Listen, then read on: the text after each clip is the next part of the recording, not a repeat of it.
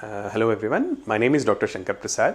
I'm a physician and I would like to talk to you regarding obesity. Obesity is a very common concern nowadays in all countries across the globe. Earlier in country like ours, the problems used to be more of malnutrition, but with increasing opportunities, increasing industrialization, food revolution, the green revolution and everything, the problems of obesity is becoming more and more common starting from a very young age. First of all, what is obesity? Obesity means when we take a ratio between the weight of the person and the height of the person. We call this as a BMI, basal metabolic index. So the BMI of the person, when it is more than 30, then that condition is referred to as obesity. Or in other common words, it is basically particular degree of being overweight that is actually called as obesity. When this obesity, when the BMI crosses 40, then it is actually called as being morbid obesity. So what exactly happens in obesity? Normally, whatever calories we take, whatever food we take, the body ultimately converts that into calories, energy levels. So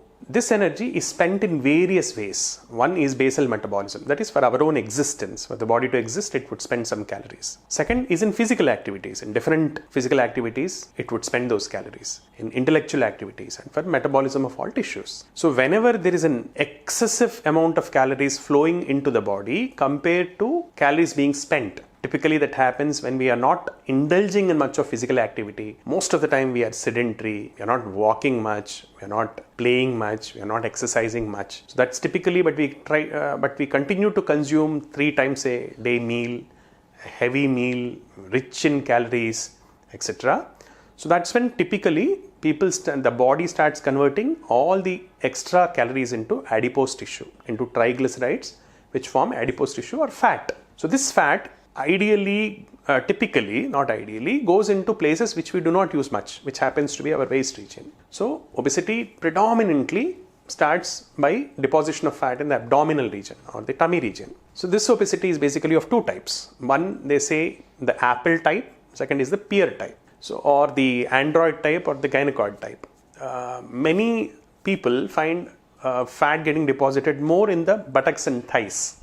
Whereas for some people, their legs are very thin, but their abdomen is very huge. So this second variety, wherein the abdomen becomes very huge, but the legs are very thin, is associated with the more dangerous complications like diabetes, heart diseases, cancers, paralytic strokes, etc. So what exactly are the problems associated with obesity? When the entire nutrition starts going into the adipose tissue or the fat tissue, the nutrition of the other tissue starts getting depleted. So the bones start becoming very weak. They start developing osteoporosis. Because of the excess fat, they start developing blockages in different arteries. So they start developing blockage in the heart vessels. They start developing blockages in the blood vessels of the brain. They can get a paralytic stroke. They start snoring a lot. Fat starts developing in the chin region. So they're not able to breathe properly. They're not able to expel the carbon dioxide properly. They're snoring a lot in the evenings. And they have a host of other metabolic problems like uric acid becomes very high. They have more predilection for cancers, etc., etc. So obesity is very clearly known to reduce the lifespan of a person if the issue is not addressed. How do you diagnose obesity? It's very simple. Actually, all that we need is just to know the height in centimeters and the weight in kg and the waistline. 3 things we can clearly point out whether the person is obese or not and what kind of obesity is. Management of obesity. The fundamental way to manage obesity is basically through calorie management. You need to know exactly how many calories you are eating and how many calories you are spending, and you need to match this. So the typical principle is trying to cut down calories by taking high fiber foods. Typical high fiber foods include grains like barley, rye, different kinds of millets, the kodo millets and the foxtail millets, etc., etc.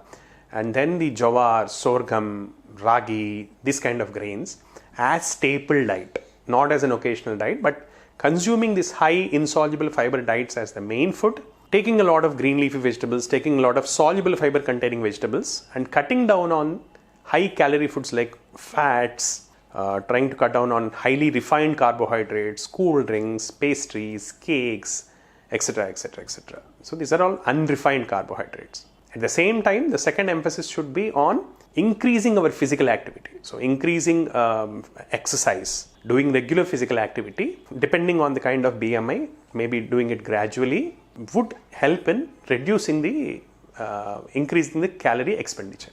So by balancing these two aspects, obesity can be managed. If these are not happening, then yes, there are a few medicines that can be tried, which are not very successful in all times and in all people. And nowadays, there is an explosion of bariatric surgeries. Whenever there is morbid obesity and somebody who's not able to lose their weight with diet and other managements, they have surgeries in which the size of the stomach is cut down to minimum. So that's called as bariatric surgery. All these are different ways in which somebody can understand and manage obesity.